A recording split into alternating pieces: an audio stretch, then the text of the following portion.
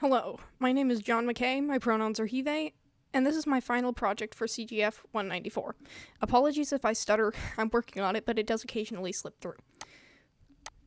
My chosen topic is sustainable urban planning and how it relates to life satisfaction, an increase in health, be it mental, physical, or otherwise, and how to create a sense of place in eco-friendly, walkable cities. The cities I've chosen to use as the specific emphasis of this project are Los Angeles and Phoenix. Not only are these cities ones that I'm more familiar with, but the specific issues they face are quite similar in some regards, as well as being issues I care a lot about. Before we dive into what makes these cities so perfectly suited for comparison and similar urban design policies, we need to talk about their differences. Firstly, these cities are located in different states. This means different yet similar climates, and secondly, different laws. Given that these cities are located in different states, this means that they operate under different state constitutions, which means their pre-existing urban policies will be different. Lastly, these cities are of course different culturally and have different makeups in terms of their populations. However, differences in laws can be addressed, and because of the similarities I will speak about later, means that they will have to take similar approaches in solving their resilience problems. Now, on to the similarities. Both of these cities are located in warmer, drier climates, which means that they'll have to have similar plans to combat heat and dehydration. Speaking of dehydration, both of these cities are located in some drought-prone areas, which means they'll have to think about their water usage wisely when considering planning moving forward. Finally, both of these cities have some of the largest populations in the US, meaning they'll both have to deal with the struggles of serving many people. These similarities make them perfect candidates to address resilience problems affecting them. Some of the problems I've noticed in these cities are thusly. First, lack of walkability. Like most of the USA, these cities are built heavily around automobile usage, and most have very strict parking and road requirements that make it quite difficult to make these cities walkable. This also includes wheelchair usage and biking. Second, lack of placemaking. Because of zoning requirements used to make it easier for cars, you get a lot of space devoted to roads and parking spaces, which means a lot of the city is devoted to unremarkable parking lots and garages, and less so towards the places these cars are parking for. This causes cities to suffer a loss of place, or uniqueness and variety in its makeup. Finally, because of the effects of these problems, which I'll discuss in a moment, these problems lead to a lack of happiness and life satisfaction among residents that often create a positive feedback loop that leads to worse problems. Now, a disclaimer, I don't hate cars, I think they can be genuinely useful in many situations. However, I do think they have a little bit of a chokehold on urban spaces that needs to be stopped. Now, let's go through each of the problems in depth and talk about their effects and why they're so detrimental. Problem 1. Lack of walkability and its effects on physical health. Mental health will be discussed later. First, a statistic from the Surgeon General. 1 out of every 2 U.S. adults is living with a chronic disease such as heart disease, cancer, or diabetes. These diseases contribute to disability and premature death. End quote. Many of these conditions combined with the rise of obesity are sadly preventable, with some preventative actions being a good diet and plenty of physical activity. However, because of the issues I'll talk about in a moment, many people living in urban environments find it very difficult to get enough physical activity and eat well. Problem 1, lack of walkability and its effects on the environment. As I've mentioned earlier, most of the USA is built around automobile usage. Because of this, owning a car is almost a necessity in many places, and I can tell you from experience that LA is one of such locations. This is, of course, a problem for many reasons, because not only does driving everywhere make it difficult to naturally include physical activity to your day, but it increases pollution due to the increased demand of cars, which leads to all of the pollution and waste derived from their manufacture. It also causes an increased demand for fossil fuels, which are a massive pollution source, and the exhaust from cars themselves, which not only smell bad and are generally unpleasant, but is a big detriment to the environment. I swear I don't hate cars. Finally, as I've mentioned before, cars take up a lot of space, being the cars themselves, parking lots and garages, roads, etc. Space that could otherwise be used to build residential and commercial buildings or green spaces. Problem 2, although this also feeds into problems 1 and 3, it's all connected. Lack of placemaking and separated urban planning. Part 1. In the course textbook, and as I've discovered through research for other assignments, I've learned that in a lot of US cities, including LA and Phoenix, their residential and commercial districts are separated. I find this to be a problem, as not only does it decrease walkability, it also contributes to the loss of placemaking for reasons I've stated prior. It also leads to a higher impact on the environment, as requiring longer drive times for residents to get where they need to be leads to higher emission rates. Problem 2, lack of walkability and separated urban planning part 2.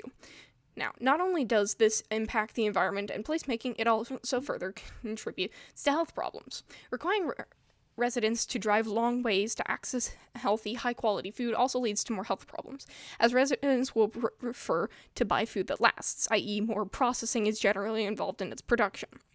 Long drive times to participate in recreational activities can also lead to a decrease in life satisfaction and lower moods. Problem 2, lack of placemaking and car-centric urban planning. I think I've made it clear by now that I find car-centric urban planning to be a problem, but to add to the reasons why I dislike it, here's how it impacts placemaking. Because of all the time it takes to drive everywhere, community bonding becomes far more difficult, as residents are less inclined to go out and do things. Urban environments also have to be pretty much the same because of the requirements for parking and space for cars. And leading into this, cities lose space for these requirements because of these requirements. Now, problem 3, lack of happiness and health problems. As discussed before, lack of walkability and lack of placemaking can lead to decreased health. Health problems, sometimes caused or exacerbated by lack of physical activity and poor eating habits, which the current standard of urban design can lead to, very often leads to low moods or depression. Even depression. Health problems also obviously lead to a decrease in the quality of life and life satisfaction. This, in my opinion, is an excellent example of a positive feedback loop, where health problems lead to low moods and depression, and from which I know from experience leads to difficulties in caring for oneself, which in turn leads to greater health problems, and so on. Problem 3, lack of happiness and community building issues. As I've discussed at length, separated commercial and residential districts, lack of green spaces, and car-centric urban design all make it quite difficult for residents to build communities and make friendships because of long drive times and lack of spaces to socialize.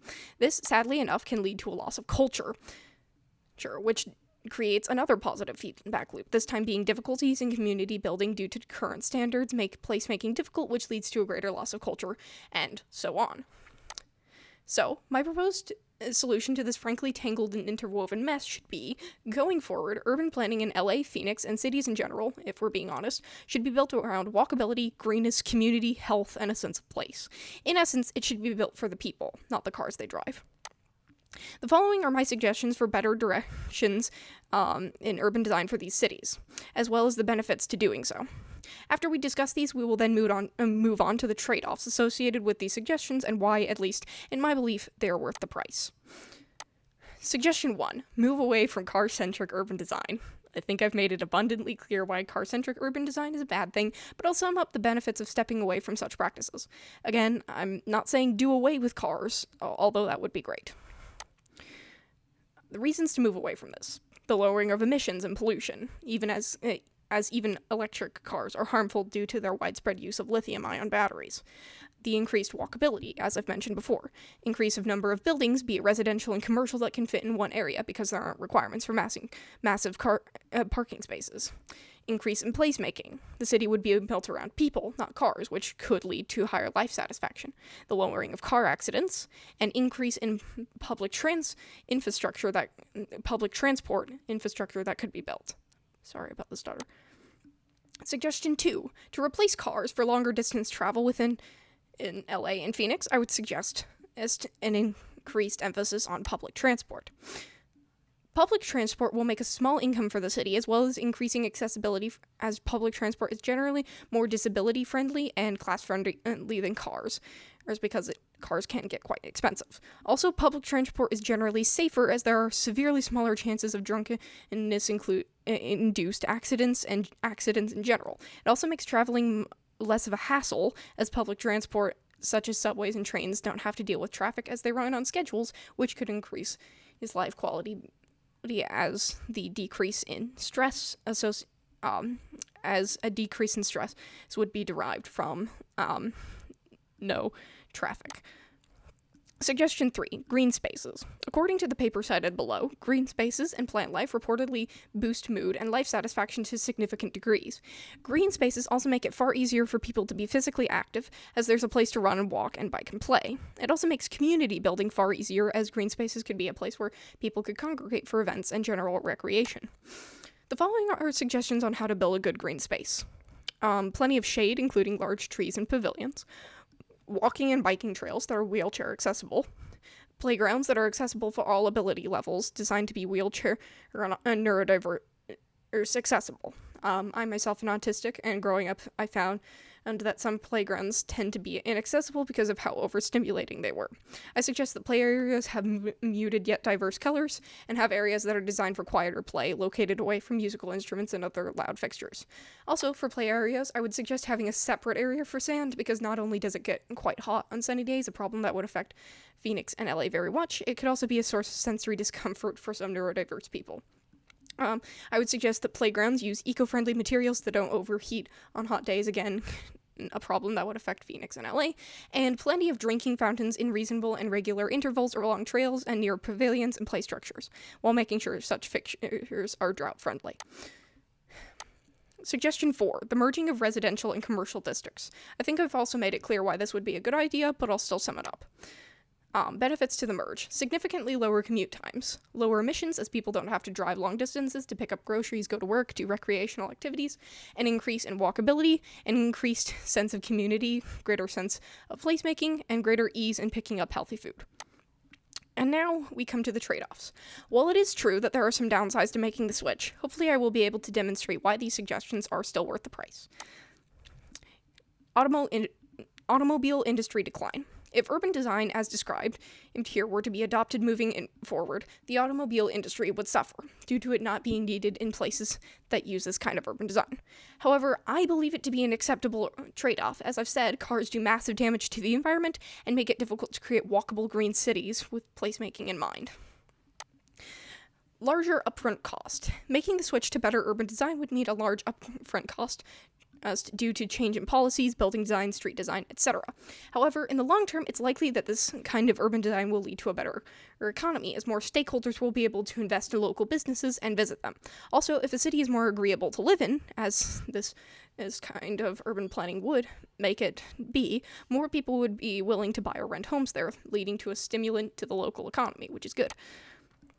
Reluctance in residents. Some residents of the city may be resistant to changing their lifestyle to a more walkable one, and that is a valid concern. However, I believe that this is a necessary change for all the reasons I have supplied.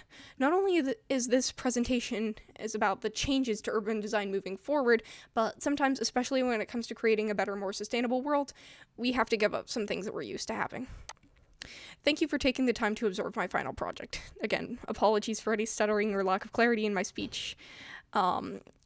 I know that there are many more things I could have addressed, such as light pollution and its harmful impacts, and how we can improve from that standpoint, or noise pollution that cars cause, and so many other things, but I feel this was the most complex I should get. Here's part 1 of the sources I've used. I will linger on this so that you'll have time to pause and look them over.